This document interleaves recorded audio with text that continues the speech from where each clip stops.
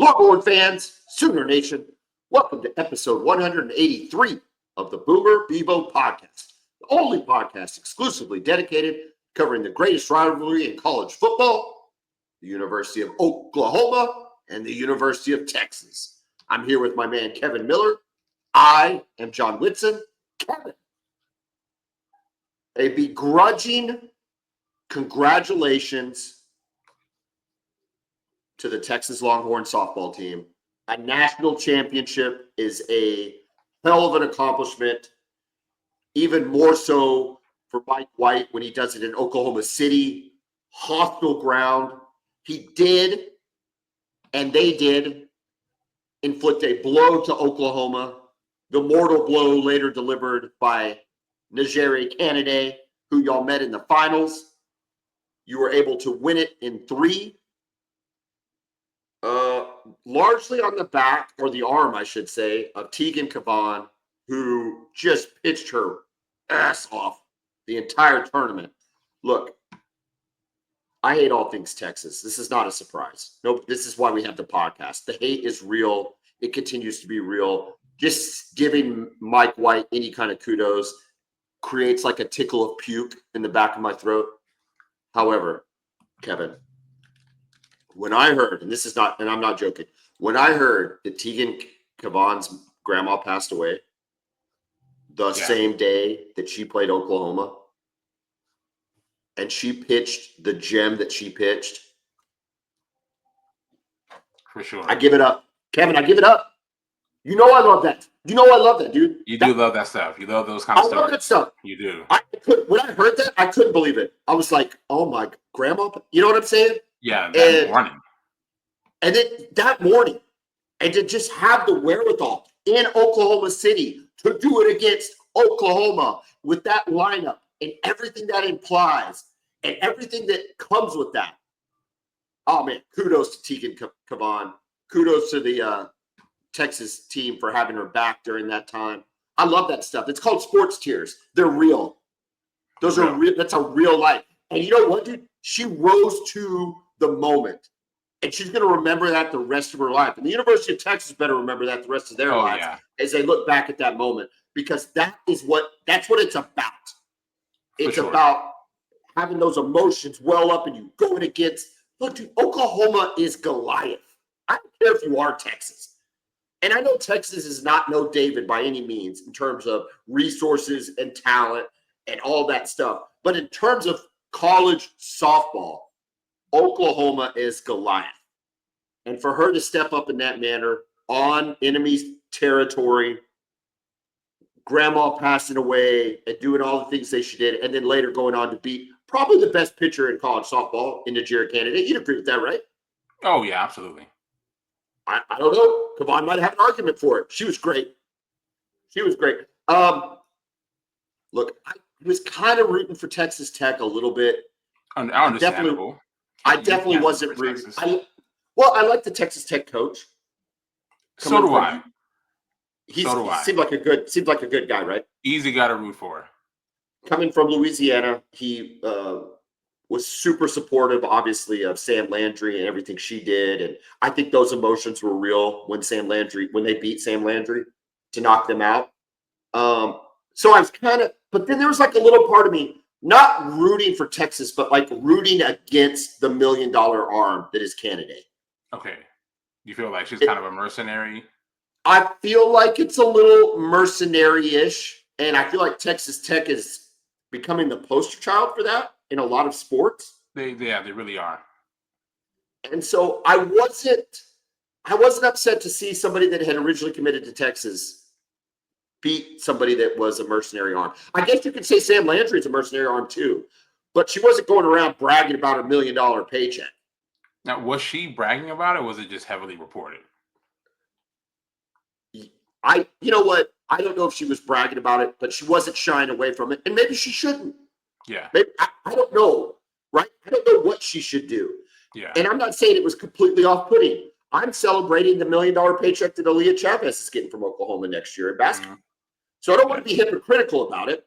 But within the context of the game, it was nice to see a built team beat a bot team. Yeah. It was. Go ahead. Yeah, no, I just want to say, first of all, when it comes to Texas winning the national championship, it was really good for them, and to again win it in Oklahoma City. And I know they didn't have to go through OU in the Really? final series, but to beat Oklahoma in Oklahoma City is incredibly difficult for anyone to do. And even Mike White said leading up to the game that we have not handled that well. We have not handled the OU challenge well mentally, right? Yeah. Let alone what goes on to the field, the mental battle. And that's so much of it.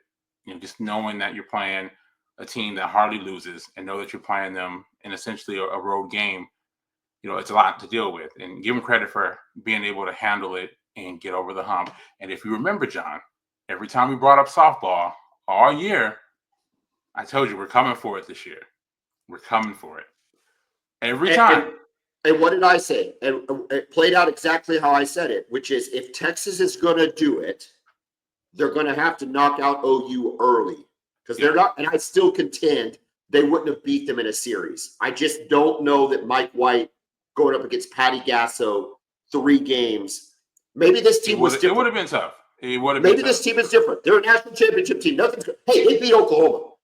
I'm not taking 1 ounce of anything away from anything they did.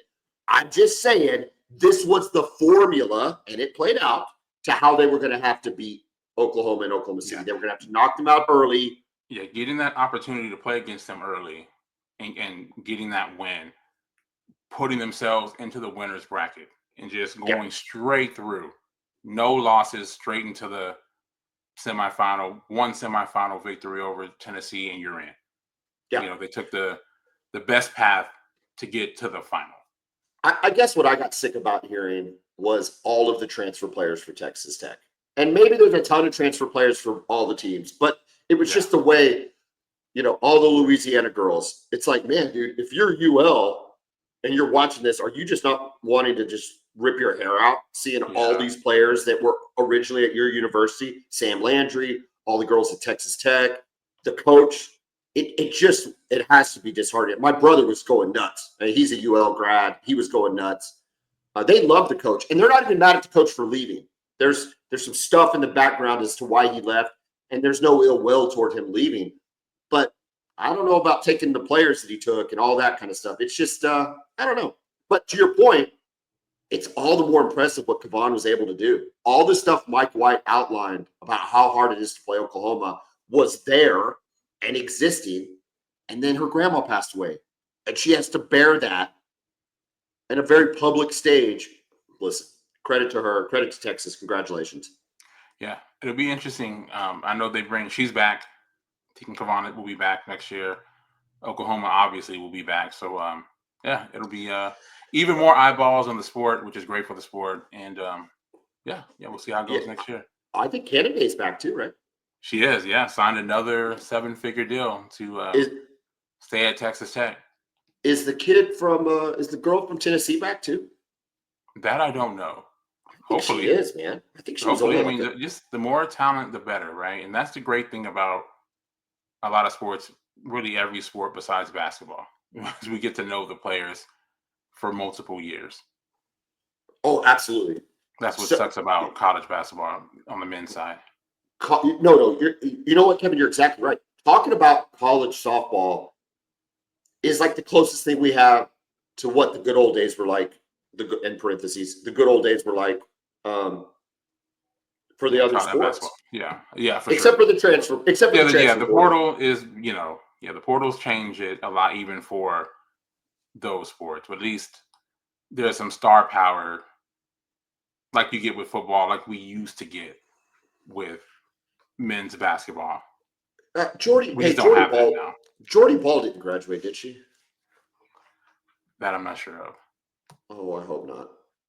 I hope she has one more year. While you're looking that up, also shout out to Texas third baseman Mia Scott playing with a torn ACL. All right. Hitting a grand slam. Okay. I gave all the love I could give to Texas. It was a bit much. It was a bit much of the ACL, bro. It was a bit much. That girl didn't have no torn ACL. She was dropping dimes from third base. Don't even give it to me. That was such a played up storyline, Kevin. Mia Scott, I don't care about your ACL.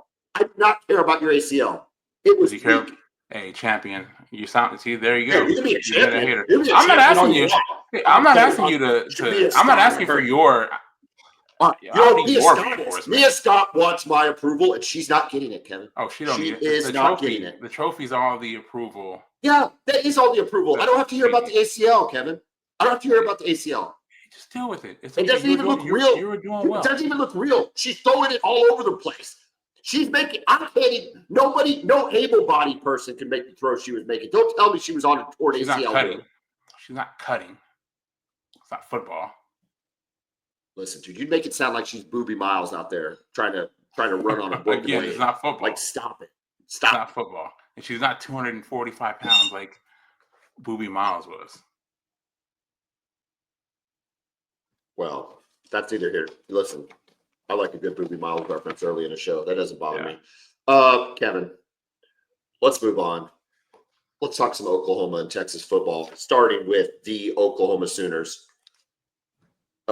Jim Nagy making changes, filling out his front office staff.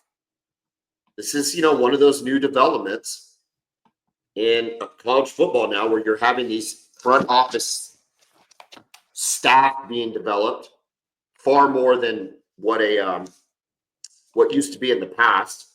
He's added 1, 2, 3, 4, 5, and repositioned a sixth person.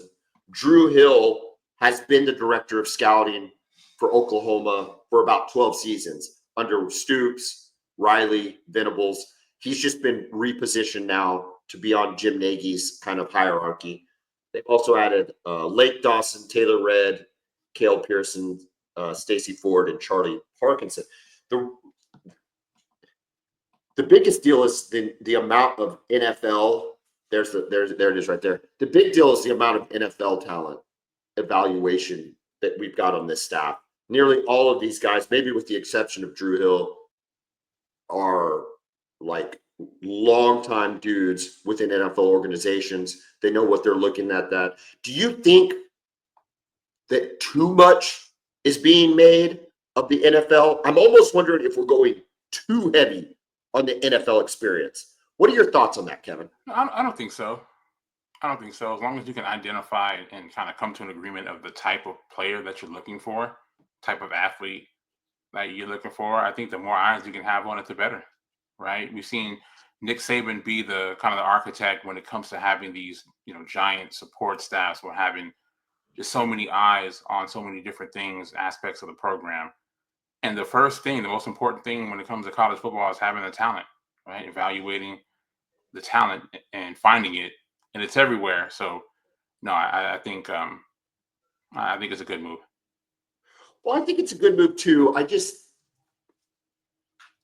going to be curious to see. Look, I think what Nagy's done so far has been really good. I mean, we've seen some of the moves he's made, Jaden Ott, some other things like that he's been able to, we think, orchestrate. I'm just curious if this NFL model is going to be, because it isn't even really the NFL model in terms of the fact that there's not contracts. They're all 1-year deals. It's basically everybody's on a 1-year option, if you will. And so it's different. The Supreme Court decision goes into effect like this month, right? So people are now going to be paid a little more slotted. So I'm still waiting to see how that NIL is going to come out. Yeah, we'll see how it works. And frankly, I'm becoming rather disinterested in it all. It just all feels kind of disgusting how it's it's really not the settlement stuff, really. I don't care about guys getting paid. I'm good with that. It's just all the other conference nonsense and automatic bids and just the state of college football right now. Other than the actual games, the players are still playing hard despite the NILs. The games are still incredibly exciting, right? Nothing has changed as far as that goes, but the other stuff, it's I don't know, man. It just feels kind of nasty. Well, first of all, it's the periphery, Kevin. And the periphery will do that to you. We were going to talk about this a little later, but we could talk about it now. I think what you're feeling is a little bit of what I'm feeling is after 1 year in the SEC, I have SEC fatigue already. Yeah, I mean, I enjoy, just the sports aspect of it, the competition aspect, all the other stuff, the, power moves and, you know, wanting automatic bids, between the Flexing SEC and the muscle, Big trying to Ten. flex Yeah, SEC muscle. It's obnoxious. it really is. I'm just like, man, I almost want to just say, just wake me up when the season starts, right? I just want to put it all away, and I'll see you in, the end of August when the games line up, because that's the only thing about it that makes sense is when the game starts. I don't know how much of it has to do with the fact that we at Oklahoma, you at Texas, we as a collective, being the top dogs in the Big 12, even under Yormark. I mean, the only reason Yormark got any leverage there was with us was because we were leaving. If we had stayed, it wouldn't have mattered. And so maybe because we were running the conference, we didn't notice stupid decisions that were being made or gripes that were being made because they were in what we thought was our best interests. I don't even think that's the issue, though. Like, I'm not mad at any particular member school. It's just like a pervasive attitude, though, by the collective schools, which is, why are we even considered on the same level as Big 10, Big 12, and ACC? Like, why do we even have to play them? Like, our games mean so much more. Our losses are better than their wins. I mean, if I have to hear another 9-3 team complain about making the SEC or not making the playoff, I can't stand it. Correct. Like, Lane Kiffin, shut your face. Texas A&M, Elko, you were never in the Texas game, bro. Stop it. Correct. Yeah, and Ole Miss, I mean, you lose to Florida. Just beat Florida. Dude, look, you were down to Oklahoma at halftime. Okay? Yes. But if Oklahoma had a semblance of an offense, like anything, they would have won that game. I'm sorry, I saw that game. You can't tell me that Oklahoma was outplayed by Mississippi. They just outplayed themselves by being so stupid. Yeah. It was not an indication of how good Ole Miss was as a program. And yes, you beat Alabama, I guess. Did they beat Alabama or Georgia? They beat somebody. I don't even care. They beat Georgia. It's just, whatever. I mean, whatever. It's old. Yes. Okay. So let's just cleanse that palate. I hear you loud and clear. I want to come back to something, though, that has to do with recruiting and the NFL model. So I guess there is a big-time offensive lineman in the 26 class. Ojo? Felix Ojo. Okay. From what I understand, Felix Ojo is going to be paid on the order of magnitude of twice of what a Fasusi got. I hadn't heard that. That was reported by Parker Thune today on the radio. So I'm stealing this from Parker Thune, K-Rap. Okay. Now, Parker made an interesting statement that says he's not allowed or he's not supposed to report on how much. I find this to be incredibly weird. He's not associated with the university or any university. Why can't he report on contracts if he has that information? I would love to know what people are getting paid. But that's neither here nor there. Yeah. But when somebody asked him, okay, if you can't, can you compare it to like Fasusi? If you can't say numbers, and he's like, well, 2 times what Fasusi got. Fasusi, big 5-star, both Oklahoma and Texas were in on Fasusi. Yeah, I mean, he's a big-time recruit, Fasusi was. So. Okay, so I don't know. $800,000 for Fasusi? I don't know, whatever, right? Yeah. Whatever. Uh-huh. So we're saying Ojo as a recruit is north of 1.6.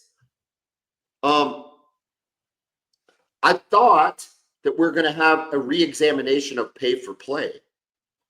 How are they going to offer him $1.6 million without a very? You see what I'm getting at? If the rules are changing, how can they just offer the pay for play? Doesn't it have to come with a detailed explanation of the NIL package in terms of what he's going to have to perform or do in order to fulfill his end of the contract? Yeah, how can they still offer these kids $1.6 million?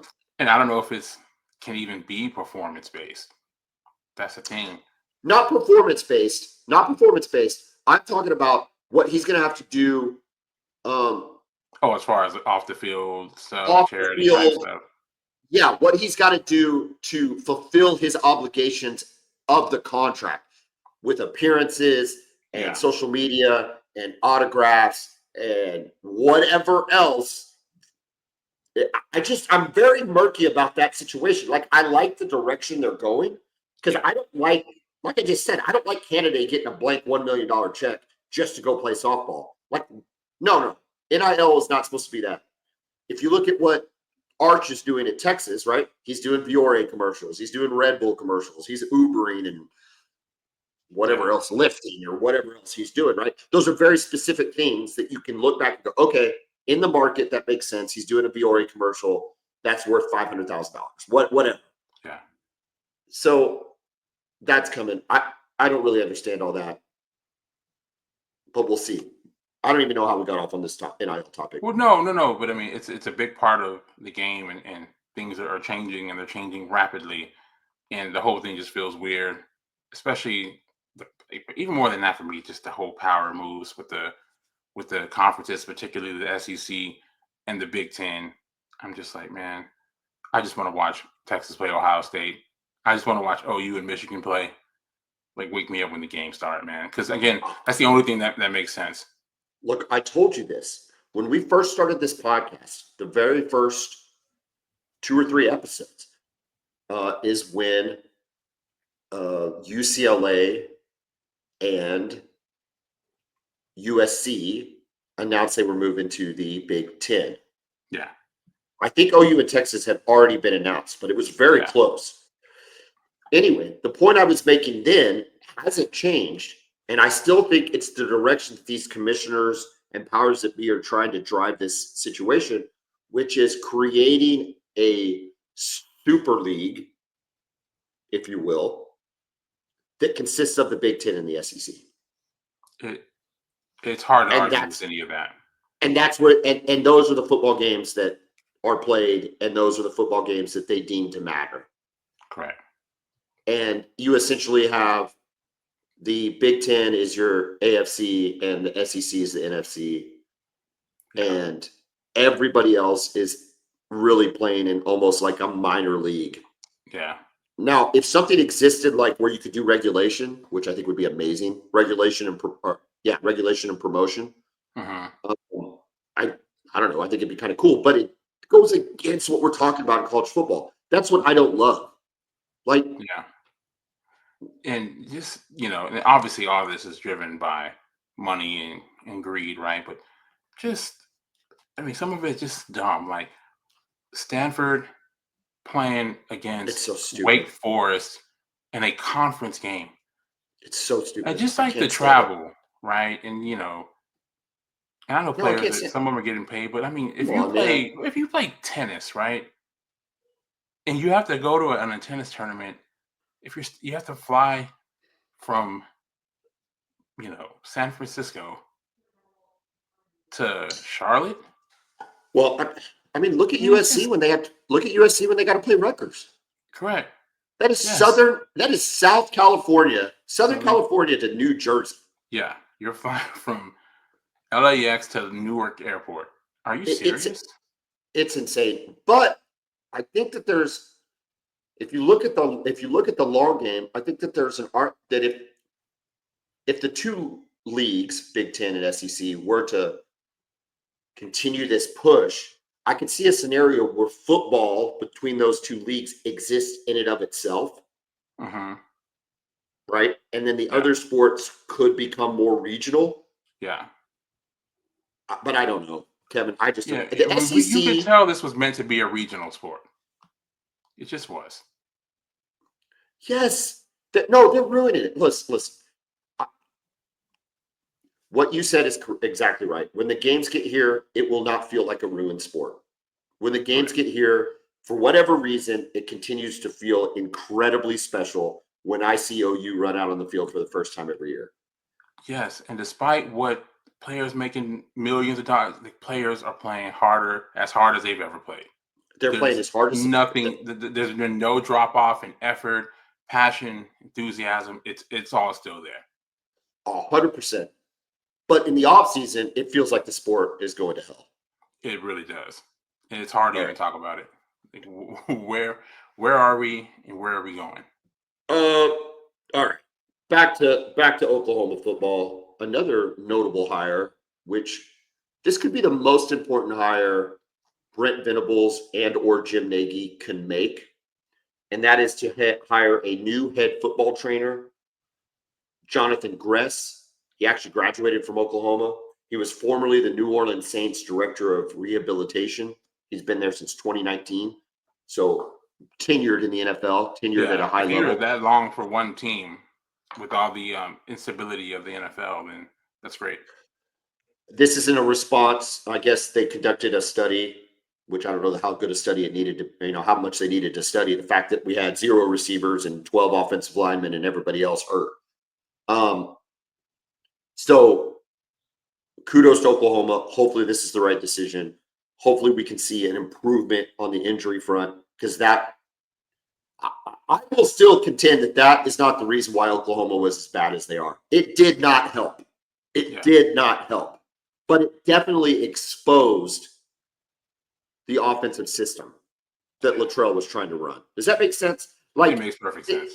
If you had Burks and Nick Anderson and Andrell Anthony and Jaden Gibson, if those 4 guys, and there might even be some I'm missing, if those 4 guys would have been healthy, and even maybe a couple of offensive linemen would have been healthy throughout the year, I think you still would have had a underperforming offense, but maybe it wouldn't have been as bad. Yeah, they can just make some things happen with their talent. Yes. But in a way, I'm almost glad this happened, because it exposed what was just a terrible scheme. Because even as under-talented as Oklahoma was at wide receiver and stuff, there still were opportunities to make plays, and Oklahoma could not do it. They could not do it. Never any clear indication on what they were trying to do offensively. Like, I understood the last year with Jeff Lebby what you were trying to do offensively. Like, this makes perfect sense. Yes. I get what the scheme is. I didn't know there was never any kind of consistency, no kind of signature stuff. Like, even with Lincoln Riley, you have the counter and everything, and you could run off of it. The counter play action to the screens, the counter to deep, pop passes, all that. Same with Levy's scheme. With this one, there was no real base that I can, I can ever pick up on.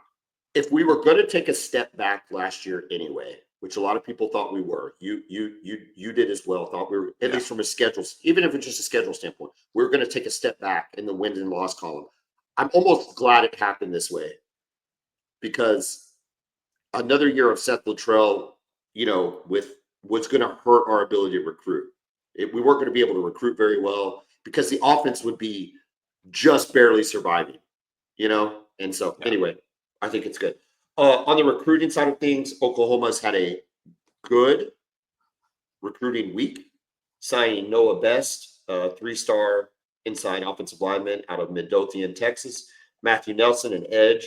This guy's only a 3-star, but he's 6'5", 215, which I love hearing that, out of Bryant, Arkansas. And then another kid out of Bryant, Arkansas, Ja'Cory Smith, linebacker. We might have mentioned him already, because he signed in May, or committed in May, but he's a 4-star, also out of Bryant, Arkansas.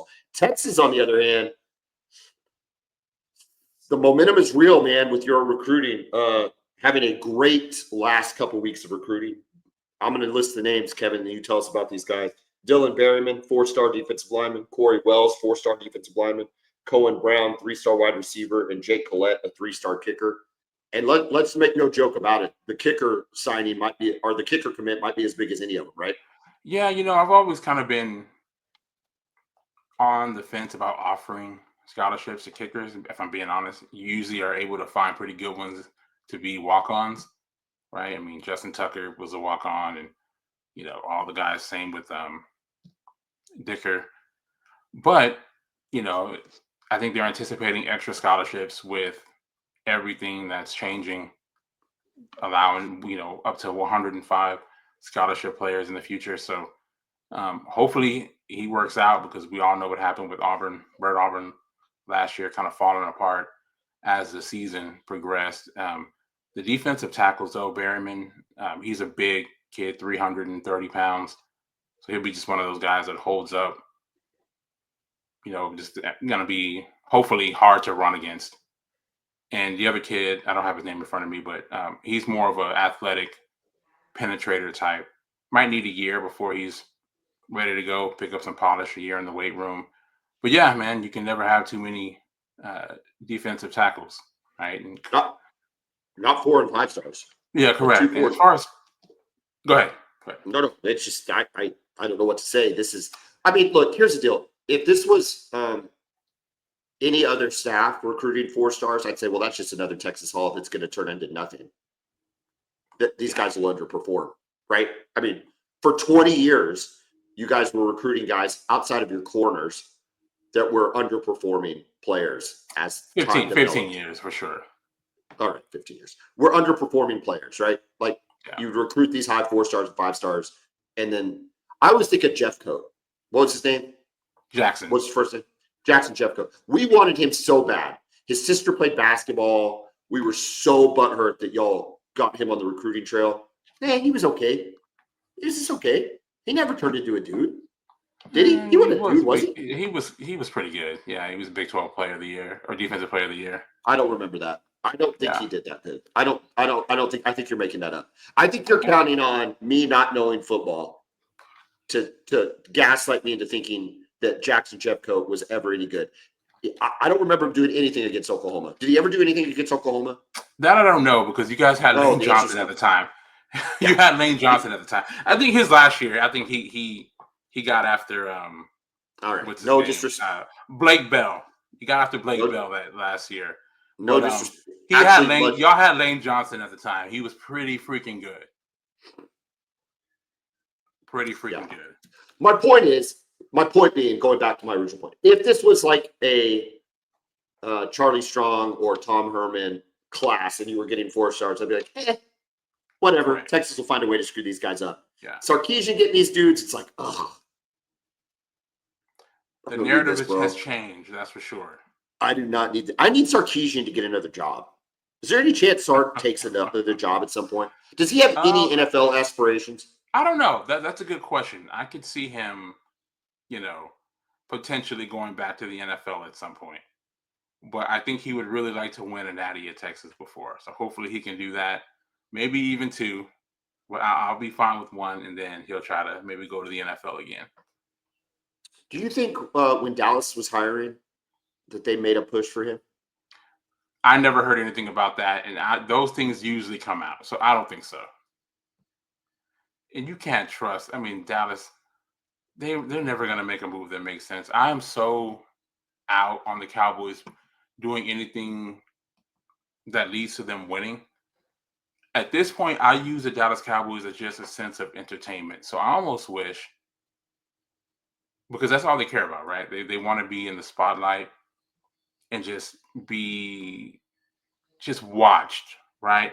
So I wish they would have just hired Deion Sanders to be the head coach and then drafted Shedeur just for the sheer entertainment purposes, the drama of it all. Yeah, just eat the popcorn. Just eat the popcorn and watch the show. Correct. Yeah. Entertainment news and notes regarding the Dallas Cowboys. Season 2 of the Dallas Cowboy Cheerleaders on Netflix is coming soon. As you know, did you ever watch all of number 1? I watched all of it. I mean, it was really good. You told me about it, and I told Casey about it, and we watched it all. I mean, I think we streamed the whole thing in like 1 or 2 days. It was great. No, it's really it was really cool getting to know them off the sidelines. It was fun. It was well made. I'll probably mention this again. My daughters and I have watched every season, going back in the day when they were doing it on CMT. Yeah, okay. But the ones on Netflix, it is slightly more serious. Just slightly. There's it gets kind of real. It gets kind of real on Netflix, and that's okay. My girl's a little older now. They can deal with that kind of stuff. Correct. It's good. Yeah, you're raising young women, so Oh my gosh! Don't remind me. Real quick, just in high school. That is insane. By the way, makes me want to puke. That is wild. You made me pull up Jackson Jeffcoat's stats. Oh gosh, come on! Did I pick the wrong example here? No. I can see why. He had a lot of injuries. So he played in 8 games his freshman year, 2.5 sacks. 13 games his sophomore year, 8 sacks. Not bad. Only played in 6 games his junior year. He finished with 4 sacks in 6 games, but his senior year, 13 sacks. Big 12 Wow. Defensive Player of the Year. So it was 1 year. He had a good one. What year was it? Was it 13? 2013. Yeah. Yeah. Okay, that makes sense. Uh-huh. But he got wasted on that team. I mean, even though he beat Oklahoma. Yeah, and that's the issue with those guys. A lot of guys, we had some pretty good players, but the team, and they were in that horrible mediocre thing. They weren't even. It's not like they were, going 3-9, but they're going, 6-6, 7-6. Just yeah. So some really talented players. It became a bargain basement for the NFL, though. These guys not getting developed properly at Texas go to the NFL as undrafted free agents and them having 8 or 10 year careers in the league. Where did Jeff Cook play in the league? Did you pull that up? He didn't play. I think he played with Washington. I think he lasted a couple years there. Okay. The thing about him is with his injuries, he was not able to develop physically like you would have liked. So he was always kind of slight on his frame. I think I could get half credit then for bringing him up. Yeah. And again, that's why I didn't flip out. Like, what are you talking about? I understand. I did not hear where you're coming from. To his credit, I did not realize he was Defensive Player of the Year for the Big 12. Yeah. I had no idea. I would have never guessed that. Yeah. I would have never guessed that. Mm-hmm. Good for him. Kevin, we need to thank some sponsors here. I don't think we thanked sponsors last time because we were on the road. Brown O'Haver is a public insurance adjusting firm that works for you, not the insurance company. If you've had a loss to your home or business from some of the recent storms, a recent fire, anything you've had to file a claim on, you want to call Brown O'Haver at 405-735-5510. Routinely, Brown O'Haver gets their clients 30 to 40% more than they get on their own. More importantly, they handle the process from beginning to end, getting you paid and get you paid more quickly. If you've had a loss, call Brown O'Haver, 405-735-5510. Kevin, this past weekend, I think the hail was big down south, not as big as maybe we were expecting in the city, which is a good thing. But if they've had some hail damage or maybe even wind damage to their roof, who do folks need to call? Yeah, they need to call Pioneer Roofing, right? If you feel like you may have gotten hit by hail, maybe you've gotten hit by hail in the last couple of years, want to get a roof inspection, give them a call. They'll go out and give you a free inspection, let you know if you need to file a claim or if your roof is fine, right? And if you do need a roof, they're easy to work with, can guide you through the entire process. And give them a call, 405-549-2712. The Thunder and the Indiana Pacers are tied 1-1 in the finals. You attended game 1, correct? My wife Alice attended game 2. I know that's a couple days old, but that's okay. What thoughts on game 1, how we let that slip away, adjustments we made in game 2 that worked, and what's your prognostication for the rest of the series? Okay, well, first of all, it was great to be there in the building for game 1 of the NBA Finals. The atmosphere was great, as you would expect. Paycom Center, they usually bring it there, and they definitely did. So, it was interesting. It was really similar to game 1 against the Nuggets, right? You dominate the entire game. I think maybe you get away from what you do to get there with the offense. It's almost like they were trying to run out the clock, kind of going into a prevent defense, to use a football analogy there. And they kind of took their foot off the gas a little bit. Pacers started making shots that they hadn't been making the entire game. And, you have to remember with Indiana, they've done this every series. They've had major comebacks late in the game. So it's a lesson learned for the Thunder. I mean, I think clearly they're the better team, but I think they learned in that game 1, when you have this team on the ropes, you have to put them away. You can't just absolutely kind of coast to the end. You have to continue to be aggressive really on both ends of the court, be aggressive defensively and offensively. And I think we saw that in game 2, right? Aggressive from the jump defensively, just like they were in the first half, but better offensively. I thought they moved the ball a little bit better. And then Shea got help, right? J-Dub was a little bit better. He still wasn't great, but he was a little bit better. Chet Holmgren had a really good game. And when you get the kind of contributions off the bench, like you got from Alex Caruso and Aaron Wiggins, right? You become really hard to beat. And as far as the outlook on the series, I picked Thunder in 5 before the series started, and I still feel like that's the case. I mean, we'll see. You have to give Indiana credit. I do wonder what that environment is going to be like in Indianapolis tomorrow. I Yeah. expect it to be very similar to what we saw in OKC um, in games 1 and 2. I think they're going to have a great crowd, but I feel like the Thunder can handle that. So hopefully for them, they can take care of business up there and come back with an opportunity to win a championship in Game 5. Thoughts on Daignault starting Case and Wallace the first 2 games over Hardenstein?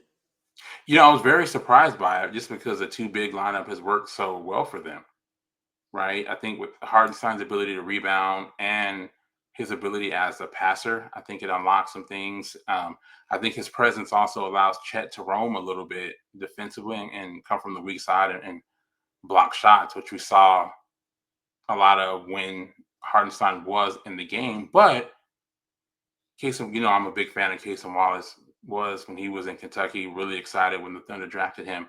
And he gives you so much defensively on the ball, right? And he started off on Halliburton yesterday. And with him and Dort, I mean, they just really put you in clamps, man. It's hard for you to do anything from the guard spot when Dort and Wallace are out there on the court. So I understand why he did it, but I will say I was surprised. And I was even more surprised when he did it again in Game 2. But I think he probably took the mindset of what worked in Game 1 until the end. Like, we were dominating the game. We had 25 turnovers forced, with this lineup starting. So yeah, we'll see if he sticks with it. I don't think he'll change it at this point. Well, I think that I guess it's Turner, right? That's Indiana's big guy. Yeah, Miles Turner, Miles University of Turner. Texas. Yeah, University of Texas. That's great, Kevin. Thank you for University of Texas. I think the problem is, I think what they're willing to do is they're willing to give up Miles Turner points to Halliburton points. They feel like those are different scores. They feel like they create a different kind of momentum for Indiana. I don't know what Halliburton ended up with yesterday, but he was nothing in the first half. 3 points or something in the first half. He finished with 17 points, 12 of which came in the fourth quarter when the game was pretty much out of reach. Yeah, I mean, and maybe that'll get him some momentum. I don't know, but what we've been able to do to Ant and to Halliburton has been incredibly impressive defensively. However, I like the Hartenstein starting. I like what that allows our team to look like. I didn't love the move, but to your point, it was effective in the first half in Game 1 and clearly effective in the first half of Game 2. So maybe Daignault obviously knows more than we do. Do you love Daignault's end of game management, though? This is the second time in Game 1, going back to the Denver series, where he's kind of got out coached a little bit, put some guys in some weird positions at the end of the game. Thoughts on his end of game situations and concerns if we got some tight games in Indy? Yeah, I think that's the big question mark there, especially going to Indy, knowing what this team has done and having major comebacks in big time games in the playoffs. But I think the team will be determined not to let it get to that point, right? And just continue to stay aggressive. I thought yesterday they did a really good job of that. They tried to get it, they would get it down to 13, and then, he'd call a timeout and they'd immediately score 5 straight to get it back to 18 or, get it to 21 even. Quick 8-0 runs, call some plays out of the timeout just to get them some easy buckets, just to get that momentum back. So hopefully it's one of those things that they learned their lesson in Game 1. It was similar against Denver, right? I mean, they give up the lead late in the fourth quarter. Aaron Gordon hits the 3 to win the game. After that, they were fine. Even in the close games, they had a close game. Minnesota, they had a close game on the road. They were able to close it out. So I think they learn from their mistakes typically. And the fact that they're 16-2 after a loss this season, right? So I think they're just a team that continues to just learn from their mistakes as they go along. This is a question that I've reserved for the 45th minute of this because maybe there's not an answer, or maybe the answer is so obvious. I just want to ask it and get your thoughts. You're basically an NBA historian. I'd love to hear your perspective on NBA. What are we seeing with Shea? How good is this guy? He still has a title to go win, but the efficiency, his ability to get to the basket, his defense, his passing, his leadership, it's just been so impressive to watch this dude play ball.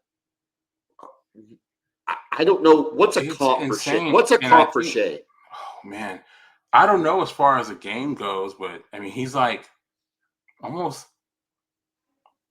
like a Tim Duncan type. Obviously the games. I'm not talking about the games, but just the way they go about their business, and it's like everything is good. But for him, just you could pencil him in for 30 automatically.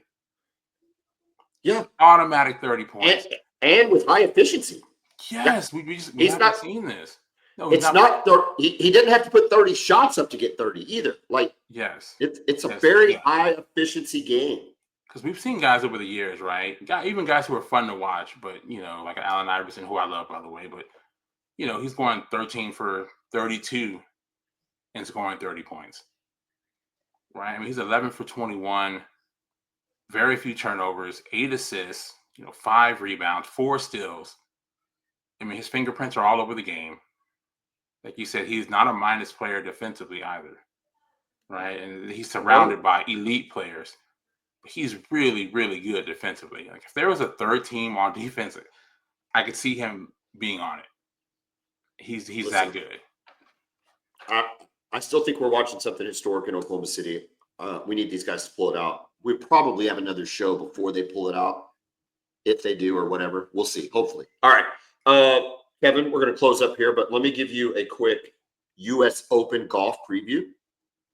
Your boy, Scotty Scheffler, is the favorite at plus 400, followed by McIlroy, Bryson DeChambeau, John Rahm, Xander Schauffele, and Ludwig Oberg.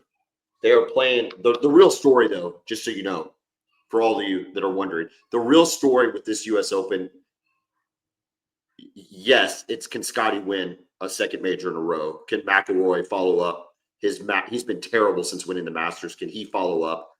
Can Bryson DeChambeau get into the mix after having 2 strong finishes? That's the story from the player side. But the story of this week's the golf course. Oakmont is in Pennsylvania. It is probably the hardest golf course in the U.S. Open rotation. It is an absolute beast of a course. It always has been. You're going to see on television not a lot of trees. There are not a lot of trees on property. Okay? But it is the length, the rough, and the bunkers, and the speed of the greens. Listen, there is a very good chance that this Open is an above par score. The U.S. Open does not like for guys to come in and shoot low scores if they can help it. And this is the course that can do that. You've also had, historically, it's had as a course the ability to pick the best player in the world at the time. And that's always fun. Some courses, I think of like Olympic out in San Francisco, it's always the guy that shouldn't win wins. Okay? Like Ben Hogan had a lead going into, I think he played he had a playoff against Jack Fleck. Have you ever heard of Jack Fleck, Kevin? No, the answer is no, you never have. But somehow he wins at Olympic when Hogan should have won. And there's other examples throughout the history of that course. At Oakmont, you have Hogan in 53. You have Jack Nicklaus in 62. You have Johnny Miller in 73, who at the time was probably the best player in the world and shot a 63 in the final round to win it, which up to that point in time was the lowest major championship round ever, 63. In 2007, you had Angel Cabrera. 2016 was Dustin Johnson. Dustin Johnson, during that time frame, was probably the best player in the world. Since then, he's gone to live and all this kind of stuff. And, he did win a Masters, but he won like the fall when the Masters played in a COVID year. I don't know. I don't know if an asterisk put next to it, but there's some question marks. Anyway, Oakmont is legit. It is going to be a beast. It will identify who I think is probably the best golfer of the year. And in this case, I don't know how as much as it pains me, I feel like this episode has been a Texas love fest. I can't stand it, but I also can't deny what's happening in front of my eyes. I don't know how Scotty is the winner at the end of this week. Yeah, he just seems so locked in, man. And that's what I give him credit for is, winning and still having the desire and the focus to keep winning, right? Because I think most people would have like what McIlroy's having right now. You go out, you win the biggest tournament of your life, and you kind of take your foot off the gas a little bit. You just kind of you have a letdown. Yeah, you have a letdown. It's natural. So to be locked in is what's the most impressive. This is what's so impressive about Tiger over all those years. Yeah, Scheffler only has 3 majors. Okay, so he's not in any kind of Tiger conversation yet. For sure. Whatever. Yeah. All right, or not at all. I mean, he's not in that echelon yet.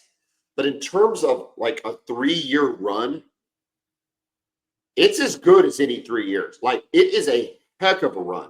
He is, and it's the other tournaments he's winning too. The FedEx Cups. He just won Memorial, which is a very tough course as well. That's Jack's course in Ohio.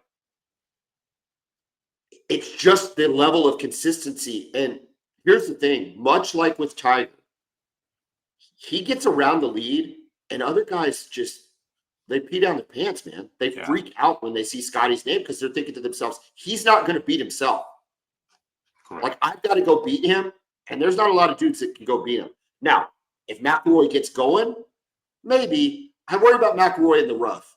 Like, I worry that if he has a couple bad days in the rough, that it could cost him. DeChambeau, with his length, this should be a course that fits him.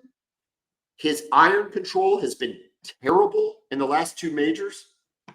And Scheffler just ran him into the ground at the PGA. Like, just ran him into the ground.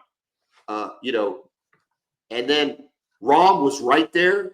Rahm could do it. If anybody was going to get Scotty, I like my second place runner-up to be John Rahm. I think he's got all the tools.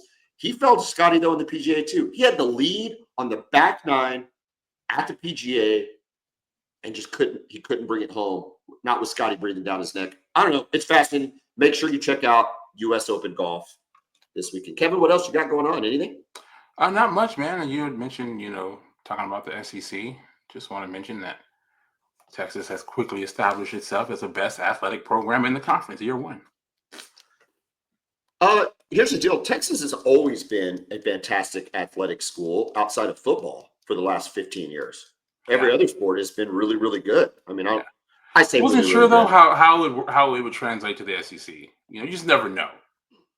I know it's been 1 year, but for baseball to have the season that they had, it didn't end well for sure. But to win the SEC year 1 in baseball. So hopefully with Sean Miller coming in, hopefully men's basketball steps up because that's really the main sport that's kind of holding us back a bit. Oklahoma will feel better next year if we have a run in football. Yeah. If we could makes everything feel better, right? A 9-3, 10-2 would just like completely change the outlook on all of our, because I don't think our athletics went bad, but it's just not a lot. It's just hard to brag about gymnastics. I love gymnastics. It's like with Texas, like, with swimming and diving. I'm like, well, yeah. In your track and field championships, you're like, okay, great. Yeah. Like, I don't. But it's cool. As a fan, I watched. Yeah. Dude, I've almost watched every gymnastics meet they had in person. Yeah. I loved it. And then softball, obviously, hey, to get to what Patty Gasso did in year 1 in the SEC to win the SEC. One of her best coaching jobs. Oh, dude, are you kidding me? It's unbelievable. They get to the semifinals only to lose to probably the best pitcher. Forget it. You can't take anything away. They did great in the SEC. Baseball was fine. Baseball's tough. Texas deserves a lot of credit. Texas deserves a lot of credit for what they did in baseball. But the SEC as a whole, when you look at how they performed in their NCAA tournament, has not been great. The SEC is maybe going to get 2. Vanderbilt. Did they get 2 to Omaha? Yeah, I believe LSU and Arkansas. Dude, LSU they love their baseball, man. LSU loves their baseball. They do. It was fun playing against them this year. I think Texas will have to go to Baton Rouge next year to play there, so I'm sure that'll be tough. But it'll be fun. It's fun. I got one other note. I meant to mention this a little earlier when we were talking to OU Texas football. I found this just funny. This is just a nugget. Maybe it's not that funny to you. I think it's funny. But you know how SI has their Sports Illustrated has their own team pages? Yes. Right. So you got Oklahoma has an SI page and Texas. Okay. I thought this had to be the dumbest article I've ever read. And it was on the Longhorns Sports Illustrated page today. Okay.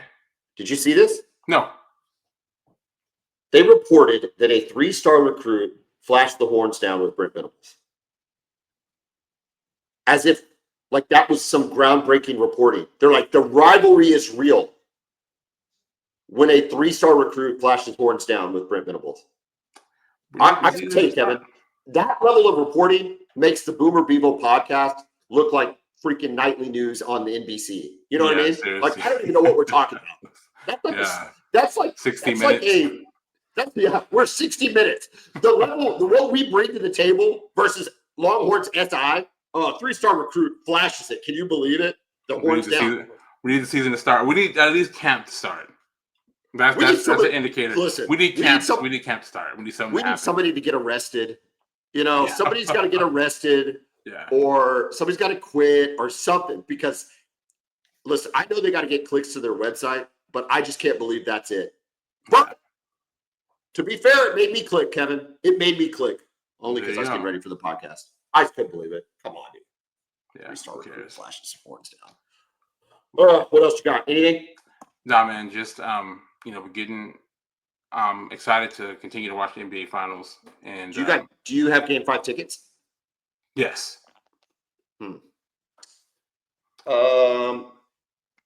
Okay. Game 5. When Game 5 gets here, if that is to close it out, okay. Let's just presuppose here.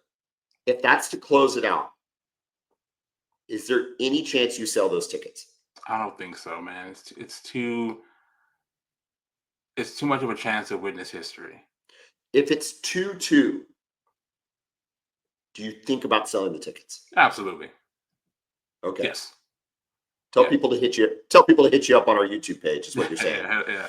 If it's 2-2, hit Kevin up on the YouTube page. If it's 3-1, Kevin's going. You're going. I'm going. Yeah. I mean, just to be able to witness that. And living in San Antonio all those years, and I never got to go to a finals game when the Spurs were there. So that was my first experience with it. It was nice. This is kind of a personal question, just kind of like as your life growing up and as a kid and who you are and where you come from. And I mean this to be complimentary. When you're a kid growing up in San Antonio, going to Pat Neff, you went to Pat Neff, right? And eventually Holmes High School. Correct. Did you ever think you'd be the kind of dude, not only that had season tickets to NBA games, but finals tickets? Absolutely. Like that you would be the kind of dude that just rolled out to finals games? Because that's a pretty big flex, bro. And I'm pretty proud of you for where you've gotten to. Because even when we met, I don't think you were the kind of dude that was buying finals tickets. No way. No way. No, I mean, because I grew up on the east side of San Antonio. I moved over there just before middle school. So where the AT&T Center is, that's where I'm from. So no. I only got to go. My first Spurs game I went to because I had a teacher who really liked me in 3rd grade. I went to Dory Miller Elementary School, and I was a really good student. And her son had season tickets. Do you have the teacher's name? Her name was Jean. Yeah. It's been so long. I don't even know if she's still with us. Her name was Jean Butcher. She's a great teacher. Awesome. Look at Jean Butcher making the podcast. Yes. Yeah, man. So her son had season tickets, and I had done well on this project thing, and she gave me tickets. And me and my dad went. The first time ever going to an NBA game. I remember they played the Milwaukee Bucks, and for me, I mean, it was awesome. Oh, that's awesome. Yeah. Was it in the Alamo Dome? Hemisphere Arena. Oh, okay. Yeah, it was like 1992. I played a youth basketball game in the Hemisphere Arena. That's awesome, man. Yeah, I don't know if you've been hearing, but they're looking to build a new arena, and it will be downtown San Antonio. They're talking about getting rid of the Institute of Texan Cultures. Oh, that I was like know. every The field trip we ever made. for sure. It was an annual field trip. So I think they're planning on rebuilding that somewhere else, but they're gonna use that space and build a brand new arena downtown. So San Antonio and Oklahoma City kind of on the same path here. My experience was I didn't get a ton of tickets. I didn't go to a ton of Spurs games, Uh-huh. but I probably went to like 10 or 11 growing up. That's, And that's good. my dad worked for JCPenney. And so it was always a treat though. Like it was not like, You weren't spoiled with it. listen, I love my kids, but I think if I took them to a Thunder game, they'd be like, oh, it's just another thing. Yeah, okay, great. Yeah. For me growing up, like you, now I wasn't getting tickets from Miss Butcher, Jean Butcher. Is that what you said? Uh-huh. No, I was not on any teacher's favorite list. But I will tell you, the last year I was in San Antonio, so this is 1996. JCPenney's they had a set of extra tickets the day of to the All-Star game. Oh, are you serious? And I died. So I was 17. That would have been 17 in 96. And that time in 96. It was, I can't and then believe you got to see I that. couldn't believe it. That Couldn't believe it. is Now, unreal. it was in the Alamo Dome. And it was way the hell up there. All right. Yeah. Like I brought binoculars and I needed them. I mean, it was way up there. And Shaq got screwed out of the MVP. They gave it to Jordan. Should have gone to Shaq. The First year whole back though. whatever, dude. Shaq was from San Antonio to some extent, as much as any military kids from San Antonio. And two, he had a better game. Put the stats up. He had a better game. He did destroy David Robinson too on that dunk. Yes. Oh no, the whole arena. I don't think they booed Jordan, but they didn't love it. They did not love that Jordan got the MVP when Shaq was sitting right there. Do you remember the jam session and the things that they would have downtown? It was awesome. I mean, I went to, now thankfully I was able to go to all that at the convention center. Yeah. All that stuff. Remember and they had to hoop it up 3-on-3, Oh well. It was awesome. Hoop it up. Listen, hoop it up was I know people love it when they get to this time of the deal when Kevin and I go back in the day, but that's all right. Deal with it. For me, the hoop it up was always played at, was it North Star Mall? Yes. On 410? Uh-huh. But they had a special one for that one for the All-Star game. Okay, I didn't play in this special one, but I always played at the one at North Star Mall where they would just lay it all. They laid it all out in the mall. Oh yeah, just there'd be 10 courts there'd be 50 or 60 courts. Yeah, it was awesome. And you just got after it. And how we did that in the summer, I have no idea. Yeah, I have no idea. So the jam session, it was like a whole event, convention center. They just all these booths. They have like these basketball, just a whole interactive deal to deal with the NBA, and a lot of players are there. A lot of celebrities are there. And I saw Penny Hardaway. I'm 12 at the time. Oh. So to see Penny Hardaway up close, I'm just like, oh my God. Freaking Penny Hardaway, awesome. Man. He's, it's hard to explain how popular he was at that time. Well, Little Penny was one of the best characters of all time, first of all. Don't ever forget Little Penny. Great acting. Second of all, the fact that they only played 3 years together, for guys like me, I felt like they were together forever. Yeah. Because that was like 14, 15, and 16 is how old I was, which is like prime NBA viewing when you're a kid. Yeah. And they were so good. Made it to the finals. They should have maybe won. I don't know. Hakeem was really good. But you know what I mean? Like, that was they were the big favorites in that series, and they lost it, and they got swept. Yeah. That first game, though, Nick Anderson missing those free throws at the end, missing 4 free throws, would have put the game away. We've talked about this. It reminds me of when Kawhi missed him against the Heat. Yeah. Clearly, he bounced back in his career to avenge that and kind of avenge those demons. Nick Anderson never did. No, he's a good player. You never heard from that dude again. Yeah, no, that was pretty much it, man. Oh, my gosh. Dude, listen, I bring all that up to say, man, you're a baller now, Kevin. You're a freaking baller. This is what you do. But, I have half season tickets, so it's not like I got, for every game. I don't really care about the But- season tickets. The finals tickets is a pretty good flex. When you have the half season ticket plan, you get access to every playoff game. That's the benefit of doing that. Is the How access does you that get. work? Doesn't the person that share your seats though want to have their tickets too? You don't sit in the same seats. Oh, you don't. You get pushed you up. go. Yeah, you get pushed Oh, up. you get pushed up a little bit. But yeah, more than a little bit. But it's great, man. It's fine. But you're there. Exactly. And you're in Loud City, but you're not in the nosebleeds. I think like row 3 up there. Alice and Jessica got to go last night. Alice got home last night at like 10:45, 11. And she wasn't able to go to bed till like 2 because her ears were ringing so much. Yeah, those game nights, man, they're rough, especially the playoff ones. It's And hard to wind down from it. I saw Jessica at the office, and she's like, I'm running on fumes. She's like, I was never able to go to sleep. She looked what they said? terrible. Yeah, club level. Oh man, Club level. Yeah. You know Alice ain't going. You know Alice isn't going.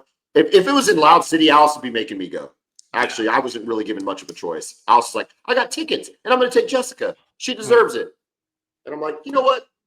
First of all, Jessica is our COO at Brown O'Haver, and she absolutely deserves it. Well, Two, she's an amazing person. You worked for her. She was your boss for 5 years. She's amazing. She's the best. That being said, like a little consideration maybe would have been nice. Like, hey, John, do you want to go? But that didn't come up. That's all right. Yeah. Maybe I'll get game 5. Maybe I'll get game 5. Actually, we don't have That'd be any more. awesome. I think that's all we got. Kevin, have a great rest of your evening. Enjoy the rest of the NBA finals. And let's just listen. We're really close. I don't know. Are we less than 100 days away? Yes. I believe we're in the mid 80s. I'll tell you what, we're not in the mid 80s. The temperature anymore. Played golf today, was brutal. So It was hot. hot. Yeah, it was hot today. Dude, this humidity, talk about San Antonio. It feels like San Antonio out there, doesn't it? Yeah, these last It's few god-awful days, hot. man, it's been crazy humid. How did we do stuff as kids, bro? How did we do stuff as We kids? were How out did there you talk? all day, every day. You talk about hoop it up and stuff. Yeah. I played basketball outside, man, all the time, all day. I don't know how we did it. Playing football. We were tougher back then, bro. We were just tougher. These kids. We really We were. didn't have phones. We didn't need that. No need. No, you have to meet your friends somewhere and just hope that they were where they said they were going to be. Because you had no other way to reach them. I remember when three-way calling came out, and that was the coolest thing in the history of the world. Yes. And you would get your friend to dial the girl from his number so she'd answer. Yes. Kind of like an entrapment. That's how I got to talk to her. Anyway, that's either here or there. I don't even know what we're talking about. Kevin, have a great night. Boomer! Hook 'em.